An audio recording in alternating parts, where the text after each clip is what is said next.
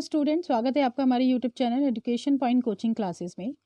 आज की इस वीडियो में हम करने वाले हैं 12th क्लास का स्ली बुक का सेकंड चैप्टर, जो कि है द एंड ऑफ बाइपोलैरिटी, यानी कि दो ध्रुवीयता का अंत।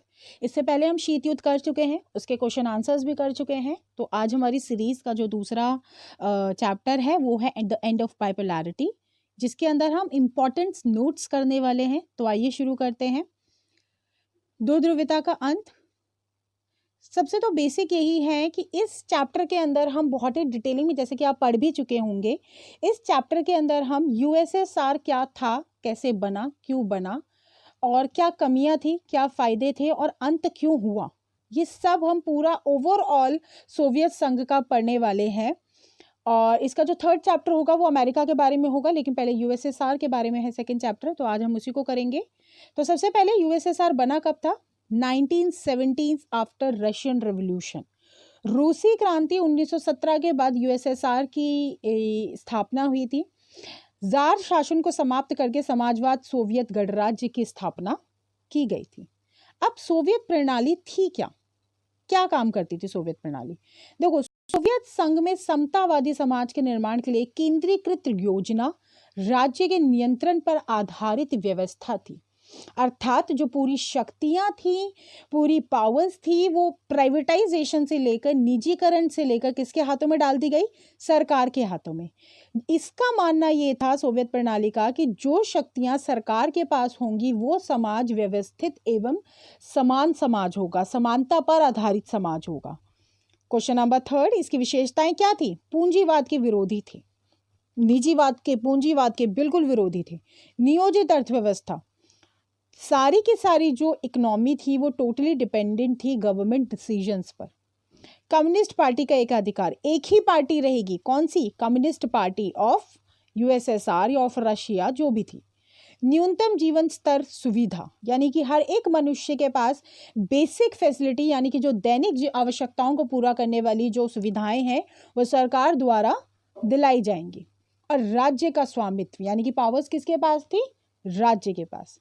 नेक्स्ट, इसको दूसरी दुनिया का देश बोला गया। दूसरी दुनिया का देश का क्या मतलब है कि पहली दुनिया तो हो गई अमेरिका, दूसरी दुनिया हो गया रूस। तो इसको जो भी हमारा पूर्वी यूरोप था, अगर मैं यूरोप को आप मैप में भी देखा होगा, ये वाला जो था, ये वाला जो यूरोप था, ये रहा रूस के साथ, और जो पश्चिमी यूरोप था ये रहा अमेरिका के साथ, इसलिए इसको दूसरी दुनिया भी बोला गया। इसके अलावा एक और जो कैरेक्टर सामने आया है वो है मिखाइल गोर्बाचेव। महासचिव बने मिखाइल गोर्बाचेव 1980 में, और ये पहले ऐसे व्यक्ति थे जिन्होंने बोला कि यस, यूएसएसआर में कमियां हैं। देखो, कमियां तो थी, वो हम आगे पढ़ेंगे क्या थी।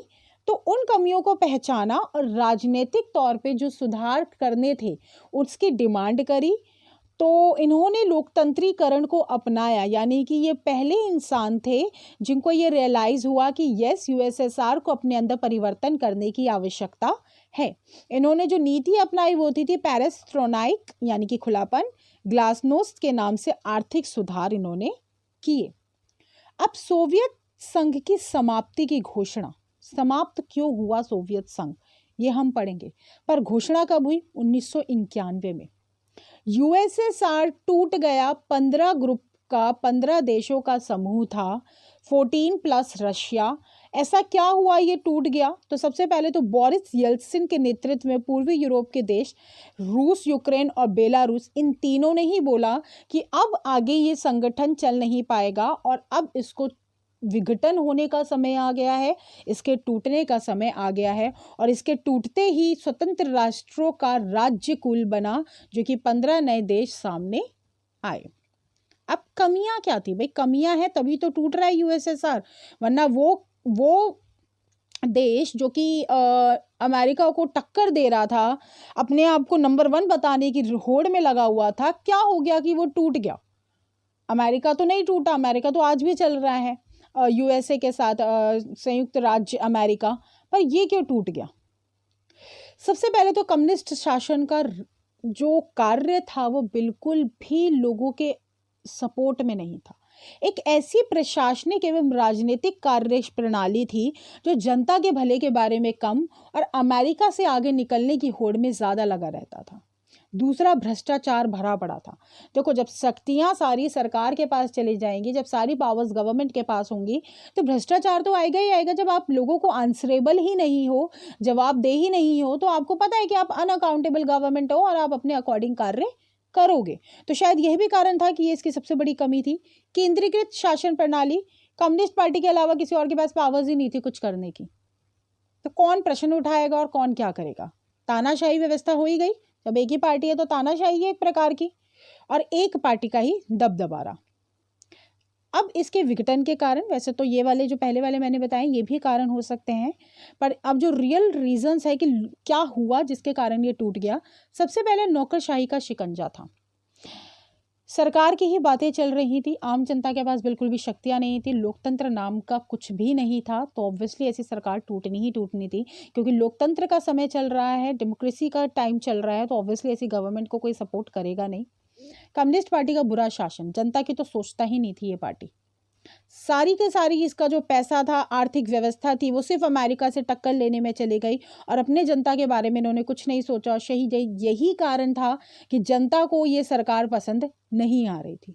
लोगों को गलत जानकारी देते थे ये लोग कि नहीं, हम अमेरिका से बहुत आगे हैं, हमारी गुणवत्ता बहुत अच्छी है, हमारी व्यवस्था बहुत अच्छी है।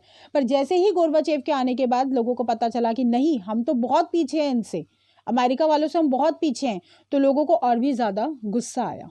रूस की प्रमुखता थी, मैंने आपको बोला 14+1, तो ये 14 देशों पे भी किसका राज चलता था? रूस के अकॉर्डिंग चलता था। तो ये 14 देश क्यों इनको सपोर्ट करें भाई? जब आप हमारी अर्थव्यवस्था को नहीं सुन रहे हो, हमारी व्यवस्थाएं, हमारी संस्कृति को आप सपोर्ट नहीं कर रहे हो, तो आप रूस के चेले क्यों बनेंगे? ये भी कारण था कि ये लोग अलग हो गए। और जनता के बीच में संप्रभुता की इच्छा जाग चुकी थी कि अब हमें एक ऐसी सरकार चाहिए जो हमारे अनुसार कार्य करे, हमारे लिए कार्य करे, ना कि हम सरकार के नौकर बन के रहें। तो ये कारण थे जिसके कारण यूएसएसआर टूटा। परिणाम क्या आया जब यूएसएसआर टूट गया? शीत युद्ध समाप्त हो गया। भाई, दो ही ग्रुपों के बीच तो शीत युद्ध चल रहा था, एक तरफ था अमेरिका और दूसरी तरफ था रूस। तो जब रूस का ग्रुप ही टूट गया तो अकेले क्या हुआ? अमेरिका बचा। अमेरिका का वर्चस्व का उदय हुआ, टक्कर देने वाला तो समाप्त हो गया, टूट गया। तो पूरे वर्ल्ड में क्लियरली दिखने लग गया कि यस, वर्ल्ड लेवल पर, विश्व स्तर पर अमेरिका ही है जो टक्कर ले सकता है सबसे। हथियारों की होड़ों की समाप्ति हो गई। अमेरिका को भी पता चल गया भाई अब किससे टक्कर लेनी है, सामने वाला तो हो ही चुका है। तो जो हथियारों की होड़ लग रही थी वो भी समाप्त हुई। और शॉक थेरेपी को अपनाया किसने? रूस ने। शॉक थेरेपी क्या है, अब आइए जानते हैं इसको। शॉक थेरेपी शाब्दिक अर्थ है आघात पहुंचाकर उपचार करना, यानी कि एक शॉक देना और फिर उसका उपचार करना। देखो, शॉक थेरेपी को अपनाया गया था रूस द्वारा। उसको ये लग रहा था कि पूरी व्यवस्था को क्यों ना आराम से, जल्दी से समाजवाद से सीधा पूंजीवाद की तरफ ले जाया गया, एकदम से पूरी व्यवस्था को परिवर्तित कर दिया जाए। पर क्या हुआ? इसका नकारात्मक प्रभाव झेलने को मिला। अब एकदम से आप पूरी अर्थव्यवस्था को, जो इतने सालों से चली आ रही है, उसको पूर्णतः परिवर्तन करने की कोशिश करोगे तो समस्याएं तो आएंगी ही आएंगी, और यही हुआ। विशेषताएं क्या थी शॉक थेरेपी की? संपत्ति का निजीकरण किया जाए, यानी कि जो सरकारी संपत्ति थी उनको निजी हाथों में दिया जाए। मुक्त व्यापार व्यवस्था, इससे पहले मुक्त व्यापार व्यवस्था नहीं थी।